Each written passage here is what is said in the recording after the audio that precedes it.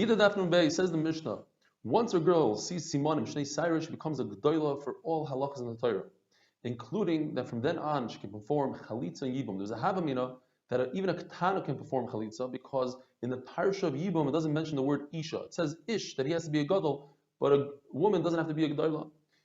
The Gemara says, but there's a hekesh between an Isha and Ish, that in fact she has to be a G'dayla, and only from then on she can perform Chalitza. Once a boy sees Simonim Shnei Sairos, he becomes a Gadol for all halachas in the Torah.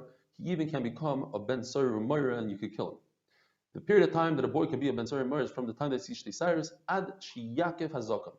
Mishnah says that's referring to Zakan HaTachton. It's a Lashon Nikiya. The Meir says once a girl brings Shnei Simonim, she can no longer be Mimayin. Rabbi Yehuda says it's not the Shnei Sairos, it has to be Yarba HaShachar, and we pass like Rabbi Yehuda. What's Yarba HaShachar?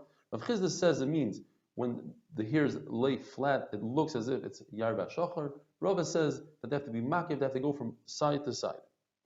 Rabbi Yehuda is maskim, and he's moida that if there was a bia involved there, even though it was not Yarba Shachar, the girl can no longer be mimayin, because we're concerned that perhaps there was a kiddushin here. He was mechaven, the husband was mechaven for kiddushin, and therefore she's miskadeshes, midiraisa, and miyun doesn't work. The Gemara says a very interesting story. The friends of Rav Kahana, they wanted to take on a real case where a girl was mimayin after she was a g'dayla, after she had shtei sairos, before she had yarba shachar, but after she was nival to her husband. Says Rav Kahana, what are you going to do with the famous story of the daughter of Rabbi Yishmael? Rabbi Yishmael was nifter, and Rabbi Yishmael's wife and sons married off the daughter. And she came into the Beis Medrash one day, holding onto her baby, saying she wants to do miyun. The Gemara learns from here that she was more than a G'dayla, and she was nival to her husband because she was pregnant, she gave birth. Everybody started crying in the Beis Medrash. They said, how is it possible? Just today, a coincidence, we learned this halach from Yishmael. Rabbi Yishmael paskins that a girl can be mimayin forever. Rabbi Yishmael learns, v'hi learn ispasa, by a saita, only a saita, if she went willingly with another man, she's asset to her husband. But there are other women, such as a girl who's niskadish bitos, her husband told her he's a kohen and he's not a kohen. Or in our case, girl was married off by her brothers, and she's nibal repeatedly. Nevertheless, she could leave her husband, v'ilay nispasa. Only he, but this girl could go out. She can be married forever. Nevertheless, they made a vote, and they took a vote, and they said the daughter of Yishmael cannot get married. She cannot be married because she was already nibal. And therefore, Rav Kahana's friends, they took it back, and they also didn't allow this girl to be married.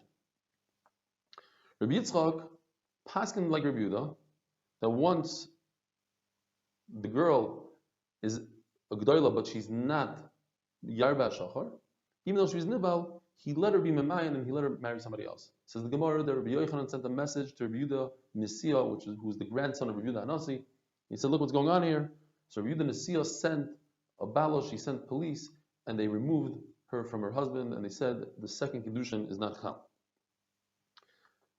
Rav Huna says that these Shnei Sairos have to have pores. Rav Malkioi says you can have pores even without Sairos. So once we mentioned Rav Malkioi is very similar to Rav Malkiya. So the Gemara, 3 halachas for Malkioi and 3 halachas for Malkiya. The halacha of shefud, that a skewer that was used to cook meat on Yantiv, since it's disgusting, it's mukta. Shvacha is even if a woman comes into marriage with servants, she still has to perform certain obligatory work in the house that she shouldn't become bored. And Gumoy says this halacha that pores are like simonim and they're instead of simonim. Ramalkiya says 3 halachas. Blurers, a guy has a ponytail of some sort. The barber cannot, a Jewish barber has to make sure he has 3 finger breadths distance from that blurers because it's avodah zarah. You're not allowed to put afer ashes on a wound because perhaps if it's very hot and dark, because it could be like a tattoo. And gvina, the reason why you're not allowed to have buy cheese from a goy is because they use fat from a pig. Rav Papa switches to, he says that Rav Malkioi sounds like a princess, a masnisin. Anything that has to do with a Mishnah and a Bryce is from Rav Malkioi, anything that has to do with a Hamira is Rav Malkioi. Therefore, you have to switch a shifcha and give it to Rav Malkiah, and you take Afer and you put it by Rav Malkiah. The Gemara says a fascinating story.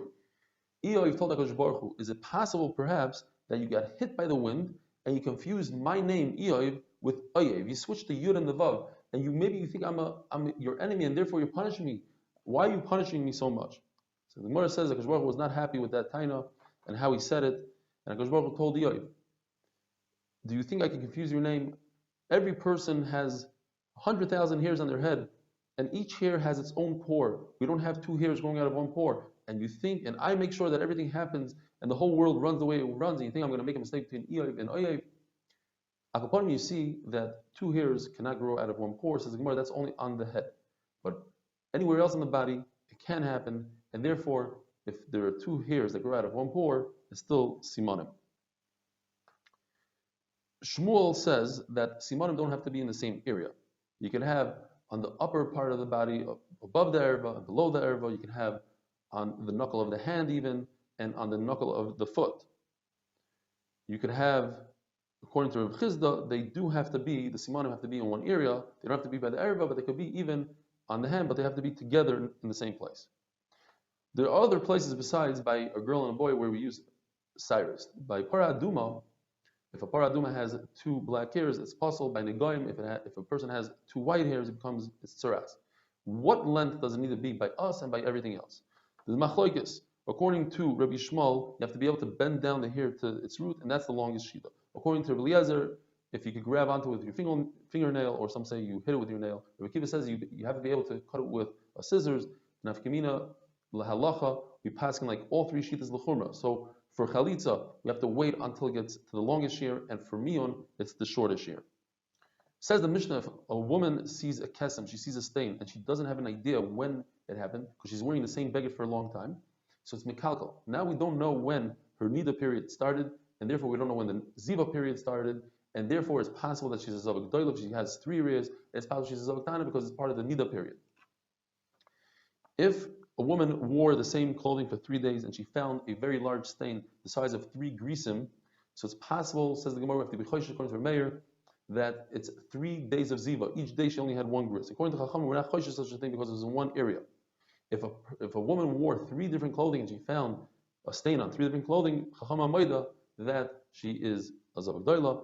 And even if she saw 2 regular riyas and the 3rd riyah she saw on her clothing, it's mitzdarif, but nevertheless you do not eat the karban because it's still considered a karban. The suffix, perhaps it was did malika in the Beis Hamikdash, and this animal is an avela. Have a wonderful day.